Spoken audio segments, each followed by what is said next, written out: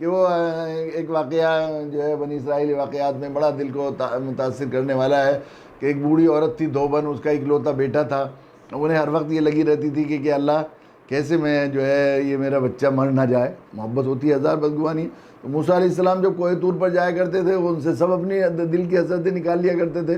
تو موسیٰ کو تلاش کرتے ہوئے پہنچی، موسیٰ مجھے اپنے بچے سے بہت محبت ہے، مجھے بہت خیال ہوتا ہے کہ یہ پتہ نہیں کتنے دن جیے گا یہ میرا بچہ مر نہ جائے، ذرا پوچھنا میرے بچے کی زندگی کتنی ہے. وہاں گئے، اللہ ایک وہ بھی تھی بیچاری ایسے ایسے کہہ رہی تھی. تو حضرت موسیٰ علیہ السلام کو جواب آیا کہ اس بچے کی تو عمر صرف 1 دن باقی ہے بس. تو دھوبن کا تو حال، ماں اکلوتا بیٹا ہو، باپ تھا نہیں، بیوہ بیچاری تو پریشان ہو گئی بہت زیادہ، اور سوچا میں نے تو اپنے بچے کی شادی بھی نہیں کی، دلہن بھی نہیں کی. تو اس کے دل میں حسرت ہوئی کہ چلو ایک دن میں اپنی بیٹے کی حسرت تو نکال لوں. تو وہ گھر میں پورے شہر میں پھری، کوئی ہے جو میرے بچے کی 1 دن کی دلہن بن سکے، کوئی ہے جو میرے بچے کی 1 دن کی دلہن بن سکے، کوئی ہے جو میرے بچے کی 1 دن کی دلہن بن سکے.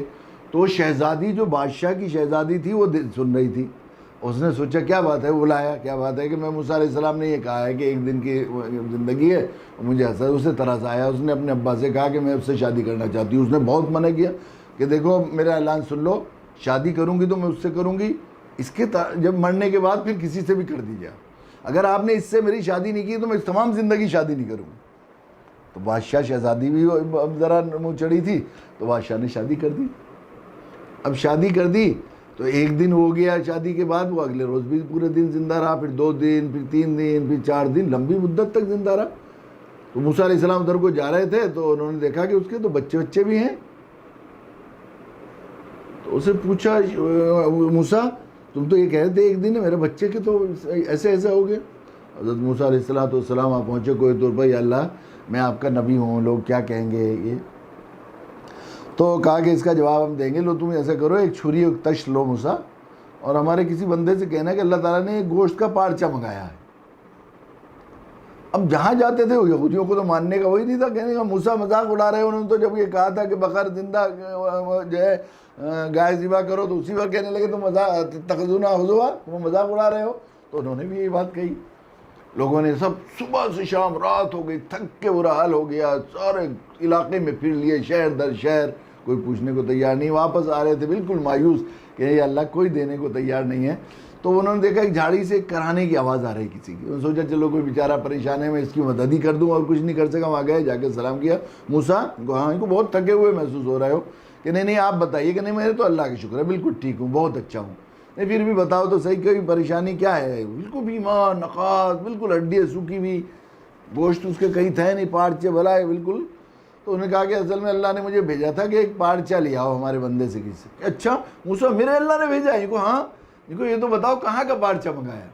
بھائی یہ تو بتایا نہیں، میں پوچھا ہوں کوئی تو نہیں موسیٰ سنو، کہاں جاؤ گے وہاں تم اتنے آؤ گے، میرے اللہ کا حکم ہے میں اتنے انتظار کروں. نہیں لو اچھا یہاں سے ایک گوشت کا اتارا، یہاں سے اتارا، جتنا بھی گوشت تھا تھوڑا تھوڑا سب جگہ سے اتار دیا. میرے اللہ جہاں پسند کریں گے، میں تو بندہ ہوں، میرے اللہ نے مجھے شرف بخشا کہ میرا پارچہ، تو میں کیسے میں اس کو برداشت کر سکتا ہوں کہ تم سوال کرو، جا کے پوچھو کہاں سے کہاں کا چاہیے گوشت.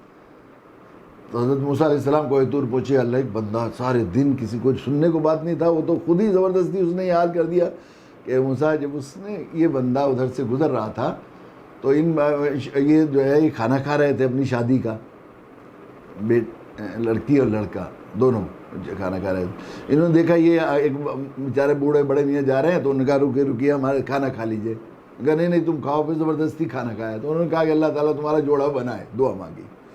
تو اے موسیٰ جب اس نے ہماری بات نہیں ٹالی تو ہم اس کی بات کیسے ٹال دیتے. اس نے دعا کی. تو جو یقیناً ماننے والے کو سوال کی گنجائش نہیں ہوتی اس کی کہ بھئی وہ ذرا پوچھے، انتظار کرے.